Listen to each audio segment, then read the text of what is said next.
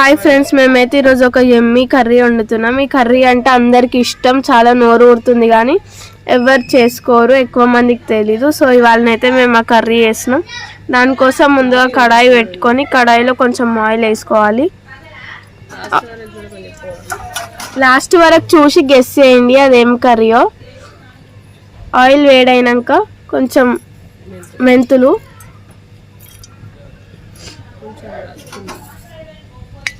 దాని తర్వాతకి తాలింపు గింజలు, ఇందులో ఆవాలు, జీలకర్ర, మినప్పప్పు ఉంది.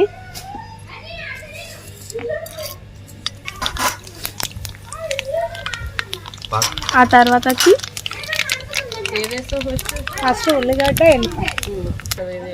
ఈ ఉల్లిగడ్డ స్పెషల్ ఉల్లిగడ్డ, ఇవి ఎక్కడ ఎక్కువ దొరుకుతాయో కామెంట్ చేయండి. చాలా స్పెషల్, ఇది వేస్తేనే కర్రీ టేస్ట్ ఉంటుంది. చూడండి, అవి వేసుకోండి. ఇవి ఇలానే వేసుకుంటే టేస్ట్ బాగుంటుంది. ఈ ఎల్లిపాయలు కూడా నార్మల్ దానిలా కాకుండా కొంచెం పెద్దగా ఉంటాయి, ఇవి చాలా టేస్ట్ బాగుంటాయి. ఇవి కూడా వేసుకోండి.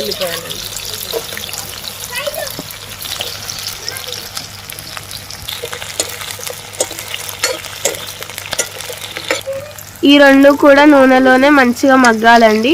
అలానే సిమ్లో పెట్టి కలుపుతూ ఉండండి, మాడిపోకుండా చూసుకోవాలి.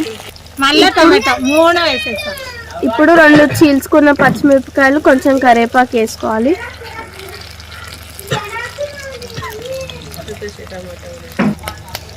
అట్లనే కొంచెం టమాటా కూడా ఇలా కట్ చేసుకొని వేసుకోవాలి.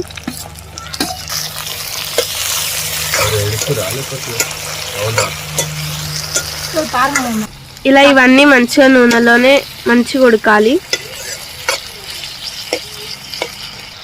ఇంతగానో ఇదంతా చూస్తున్నారు కదా, ఎవరైనా ఇదేం కర్రీయో గెస్ చేశారా? గెస్ చేసిన వాళ్ళు కామెంట్ చేయండి. కొంచెం పసుపు, కారం, మీ టేస్ట్ సరిపడా కారం వేసుకోవాలి. ధనియాల పొడి తగినంత వేసుకోండి, మేము 2 స్పూన్స్ వేసుకోండి. కొంచెం మెంతుల పొడి, ఇది కర్రీ పౌడర్, కొలంబు పొడి అంటారు. రెసిపీ కావాలంటే కామెంట్ సెక్షన్లో చేయండి, మేము చెప్తాము. నెక్స్ట్ కర్రీకి సరిపడ ఉప్పు,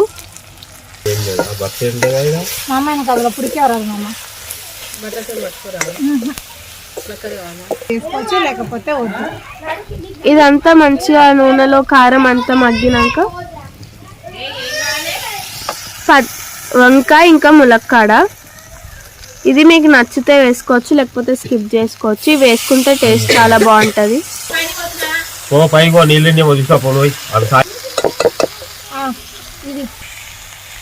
చింతపండు పులుసు, ఇది కూడా మీ పులుపుకు తగ్గట్టు వేసుకోండి.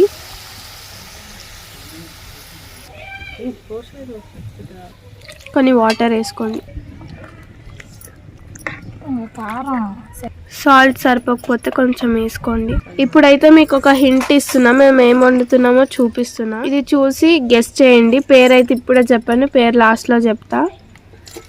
చూడండి, ఎవరికైనా తెలిస్తే కామెంట్ సెక్షన్లో చెప్పండి ఇదేంటో. ఇది చాలా ఫేమస్. ఇలా ఈ పోసిన చింతపులుసు మసులుతున్నప్పుడు నేను ఇందాక చూపించిన కదా, అది వేసుకోవాలి.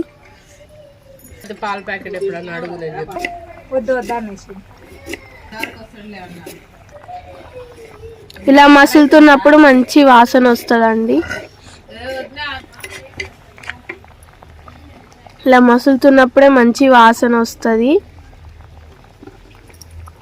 ఇది మంచిగా అన్ని ఉడికినాక కొత్తిమీర వేసుకోవాలి.